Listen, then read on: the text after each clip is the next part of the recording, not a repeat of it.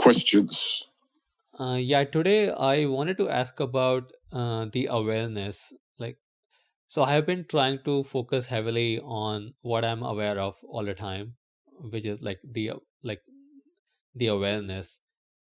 And as the more I focus on it, I'm aware of it. But at the same time, because I am aware of it, it feels like it's not part of the true reality, because every book I read, they all say that the true reality is beyond what you can experience and what you cannot experience. It's beyond both of these. So if I'm able to That's true. That's true. It's beyond uh, ordinary awareness by quite a bit. mm, Now, so what you're doing is you're separating the I, you're separating yourself, and then you're having awareness. mhm, And so the way this works is when you drop the self, the small s self out, when you drop the I out, and there's just then what's left is it. I mean, you can't call it it, and it's not quite that simple, but you mhm, can get a glimpse that way. You know, that's certainly headed in the right direction. So you're creating a false duality between you and the objects of your awareness, mhm, between you and awareness, and between you and the objects in awareness.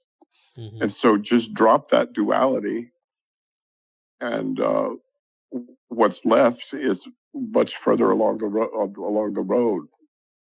So I Does that have make sense? so I have dropped the awareness of the objects, but I Okay. still but I still kind of feel, or I'm aware of this ordinary awareness.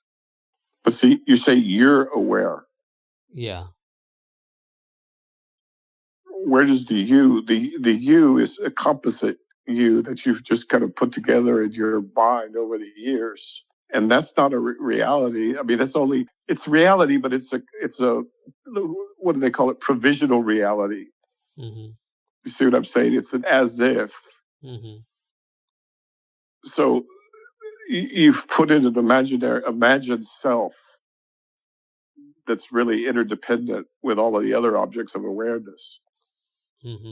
I mean, in other words, I can say that there's an experience of being Very aware of this awareness.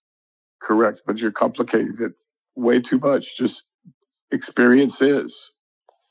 I am hmm that I am. hmm So the experience that I'm experience, or the experience that is happening, and That's what you are.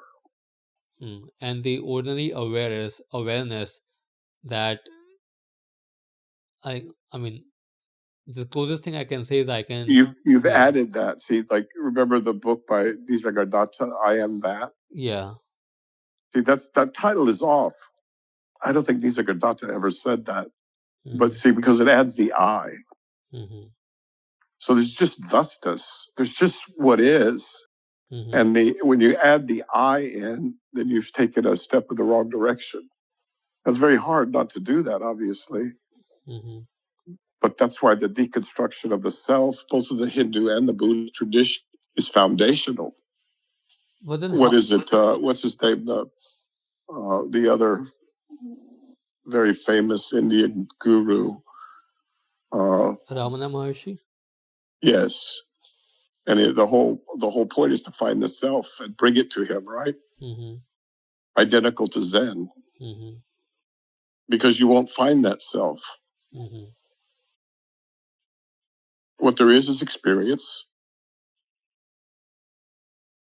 Period.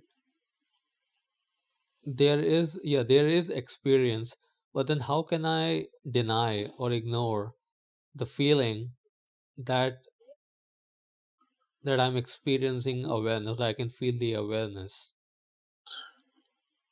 Okay, that's the whole. I mean, that's a lot of what's the task is. hmm So the first thing is to understand what the self is made of. hmm The second thing, okay, so the self is just made of a composite of thoughts and feelings and sensations and memories and fantasies and just, all these different things come together. Yeah. And then there's, okay, or in the Buddhist, the way the Buddhists would put it is there's the cluster of hearing and things heard and things seen, these different sense consciousnesses that come together and to form you, right? Mm-hmm. They aren't you because you could drop one out and you'd still be you. See what I'm saying? Or you could add some and you'd still be you. But okay, so that's the first thing, is to understand deeply what the self is comprised of. Mm-hmm.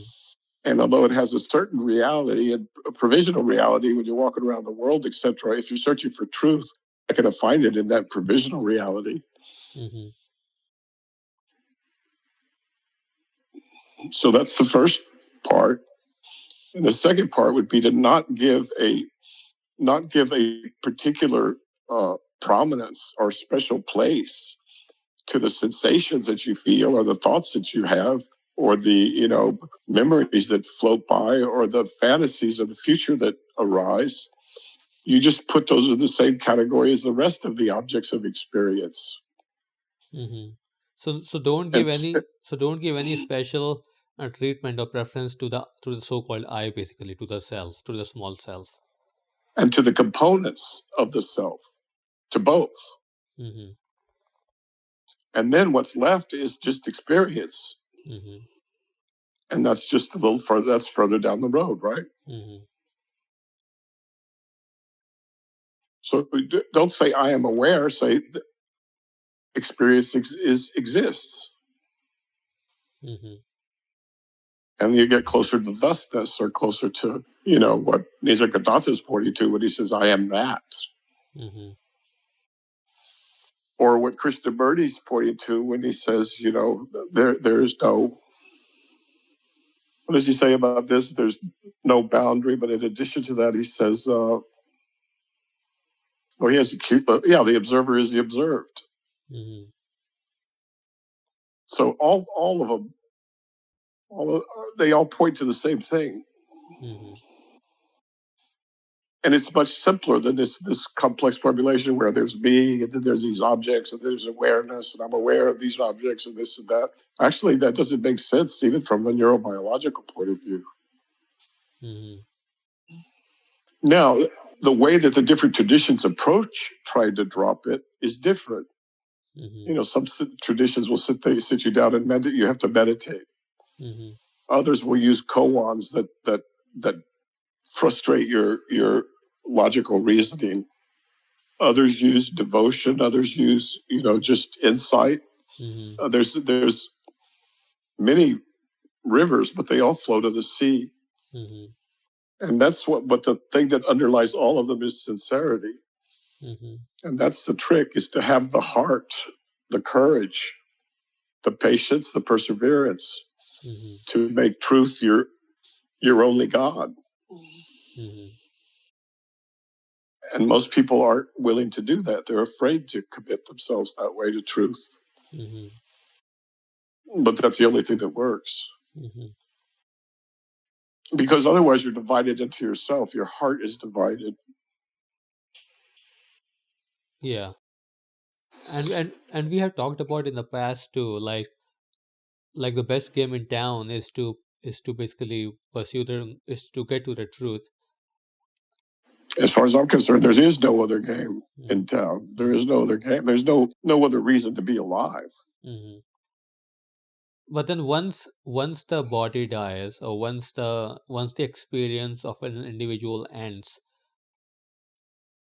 the past of that pursuit of truth, or even getting to the truth, does it really matter? Because the experience has ended, so whatever happened before doesn't really matter anymore.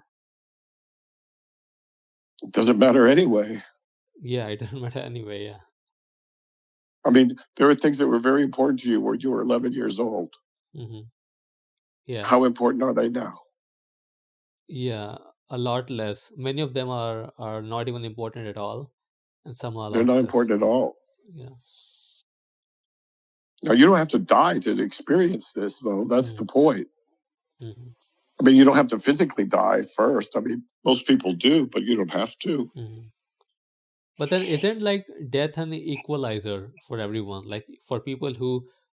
Reality is the equalizer. When you understand that you, like everyone else, is just made up of these components that are arbitrary, and that the esteem of all the imaginary others that you imagine or whatever is also just, a fantasy, then you'll see that there's nothing to be gained in playing in a loop. It's like playing in a video game. There's nothing really to be gained. It's all fantastic. It's all a fantasy. It's like a dream. I mean, yes, you can dream that you've gained the world, but if you don't find your soul, that it means absolutely nothing.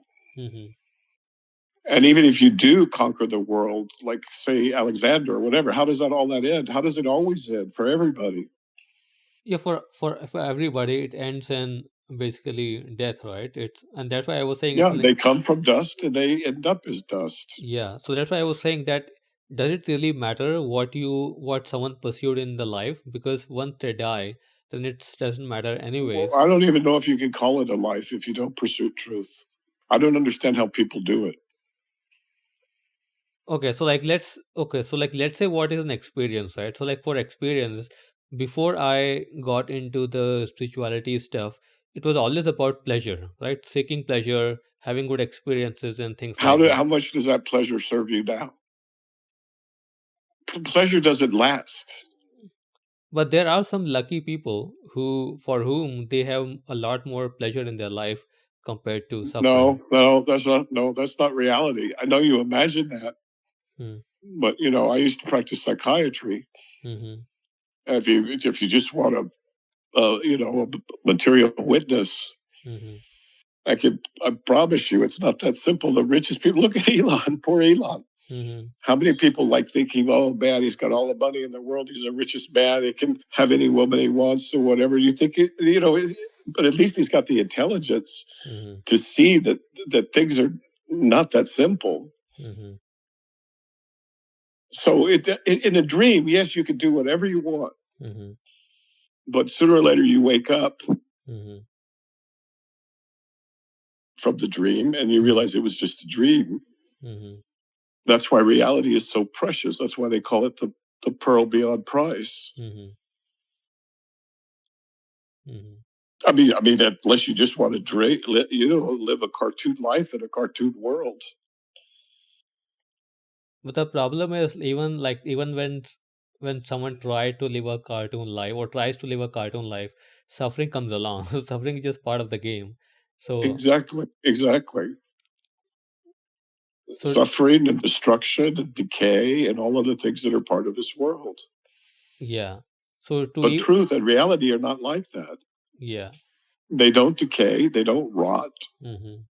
It doesn't turn sour. It doesn't go away. It's always there. Mm-hmm. Yeah. So I don't understand how people can. I mean, that's what Jesus taught. Mm-hmm. He called the world an old hag. Mm-hmm. And he wondered aloud how anybody could be enamored of this old hag. Mm-hmm. For a little while, it may seem, jewels and money and women and fame, but all those things turn rotten. Mm-hmm. Even the body turns to rot. That's the way of this fantasy world, and that's the clue Mm-hmm. that leads us to truth.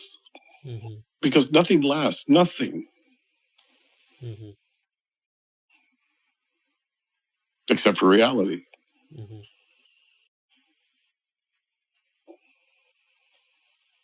So I don't know why you would hold on to one and ignore the other. I know Mm-hmm. people do, but I think that's just as a warning Mm-hmm. I think to I people who are more wise. Yeah, I think for me, I realized that I had to like at least figure out the truth because I was already suffering. So for me, it was a better deal, anyways. So Of course, it's a better deal. Yeah, for everybody. Many people just being on the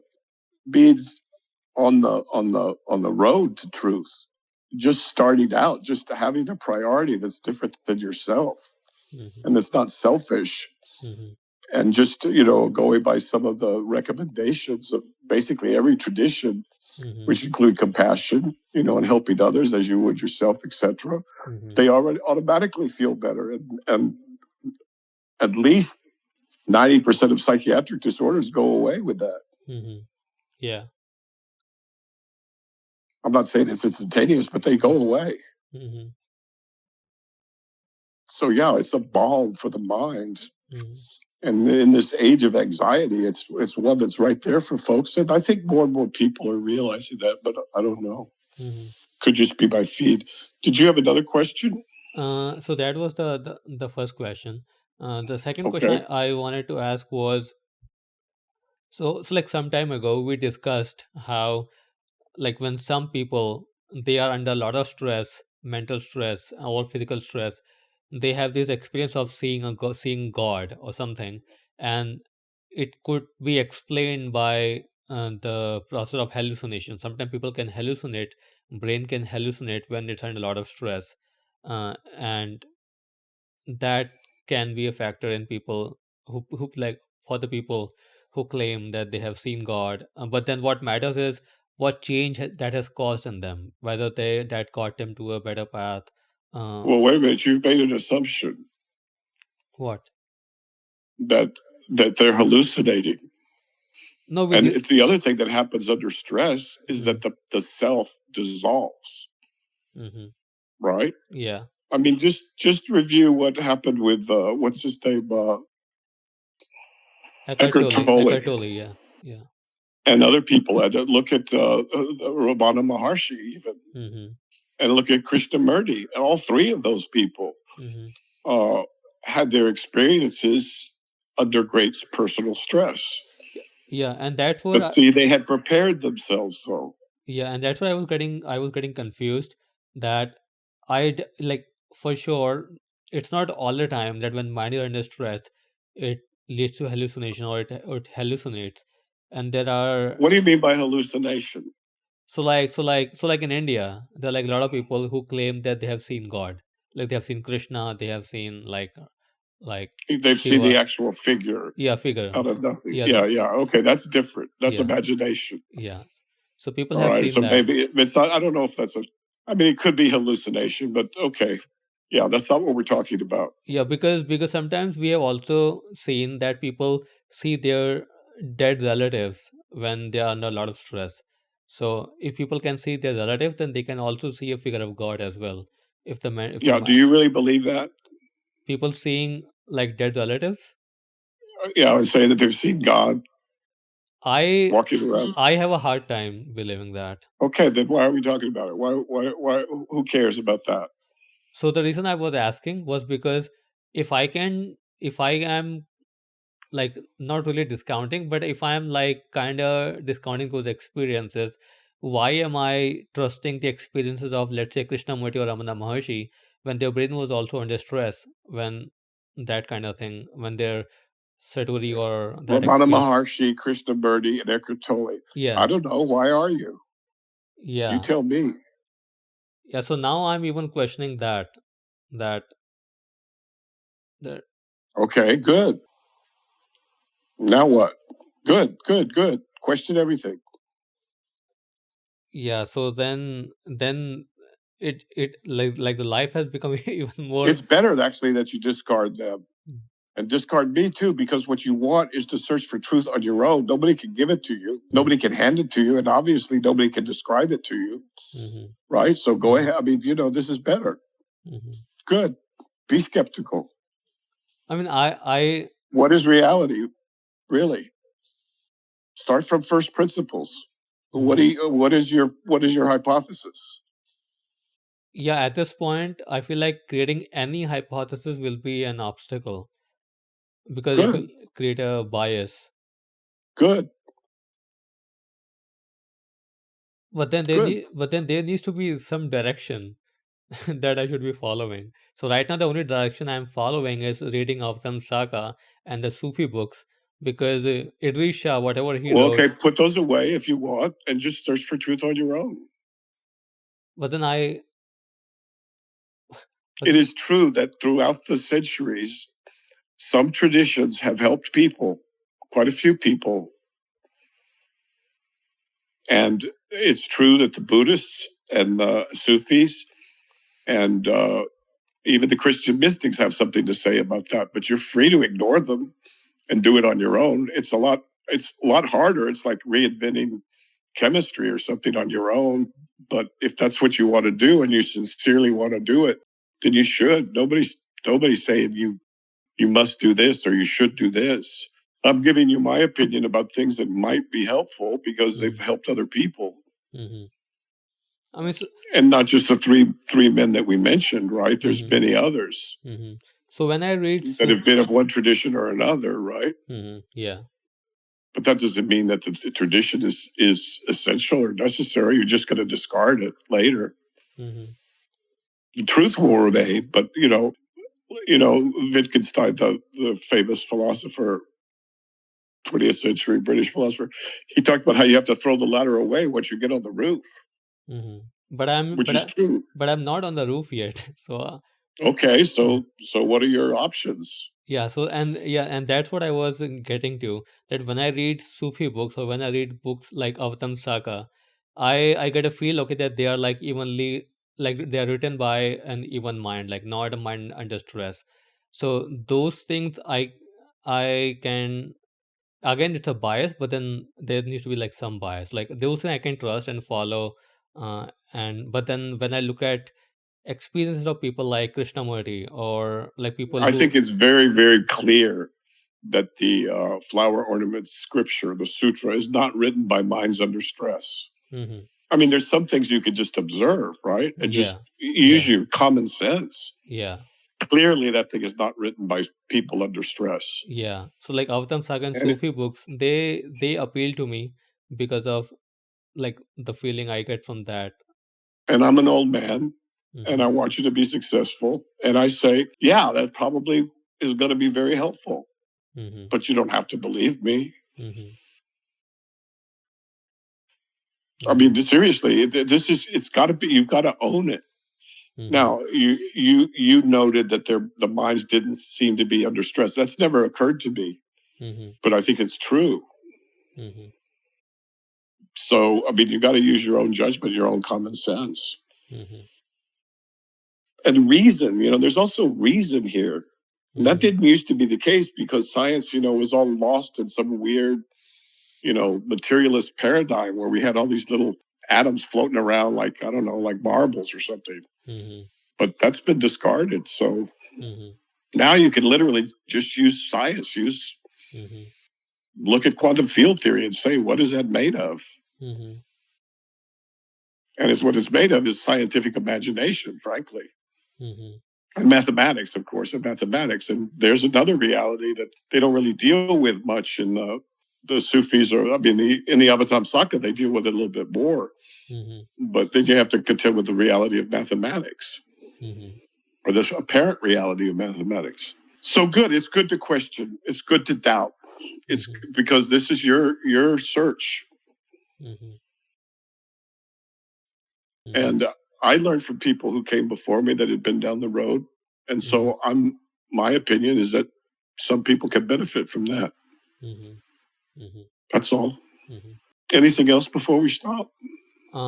Just I think one other thing that has happened in the last few weeks is earlier I think of when I was going through all the spiritual material and all the, like I was pursuing like the truth, I would say there was an inherent motivation of like getting something out of it, and then slowly and slowly with time I realized that what books used to say was pretty spot on, that I should not be looking for my needs when I'm pursuing the material. I should be getting those fulfilled somewhere else, and then when I'm focusing on the spiritual stuff, it should specifically be for truth, not for these other. Absolutely. And here the Sufis are really brilliant. And here they do something that's really, really needed. In the old days, people would join cults, even religious cults, just to have a sense of belonging or to fulfill their social needs. Mm-hmm. I used to go to a place called, in Marin, where people would go to ostensibly to meditate. Mm-hmm. That's what they said to themselves. But in fact, they were just trying to find a date for the weekend, right? Mm-hmm. I mean, literally, there was just a place, it was like a social club Mm-hmm. before and after the meditation. Mm-hmm. And so people would, flock to the Sufis because they had some unmet social needs, or they had some unmet mental health needs, or they had this or other, that or other need. And none of that has anything to do. And that can really poison the group operation. Mm-hmm. And as with the group, also with the individual, if you're going to the Dharma because you're trying to escape the world, Mm-hmm. because you can't face the world, you're not going to be able to face reality. Mm-hmm. And some people would do that and say, well, I don't need a job because I'm a monk, Mm-hmm. or I'm a spiritual person, so I don't need to work the way other people do. Well, see, that's all bogus. And the Sufis brilliantly point that out repeatedly, because they used to draw quite a few, people that were mentally unstable, Mm-hmm. even though they didn't realize it. You have them all over India. Mm-hmm. Yeah. The Westerners dressed up, like Hindu savants or something. I don't know what they're wearing all the jewelry and all the robes, or what they got their hair and something. Mm-hmm. That's make believe. That's pretend. And Zen has the same problem. Mm-hmm. Yeah, so good. Now you're realizing that goes deeper, and it goes to the individual at the individual level, right? Mm-hmm. Mm-hmm. And so some people approach the Dharma looking for a miracle cure, and that's not what it is. I mean, it will cure you, but that's a byproduct. Mm-hmm. Yeah. So Yeah. At least from what I see now is, at least when I study the material, there's not that like kind of desperation. that's a very, very important step. Really, really important. And thank you for bringing it up, because it really applies to a lot of people, and it's very important to get that straight. And that's not obvious at first, Mm-hmm. because a lot of people come to the Dharma because they're suffering. I would say most of them do. Mm-hmm. Mm-hmm. And so, good. Mm-hmm. Anything else before we stop? Nothing. Yeah, nothing All else right, as such. excellent. Okay, good. All right, well, just keep working. What can I Mm-hmm. say? That's great. Mm-hmm. That's a Cool. major step forward, by the Mm-hmm. way. Good. Cool. Thank you. Okay. Yep. All right. Thank you. Take good care. Bye. Bye.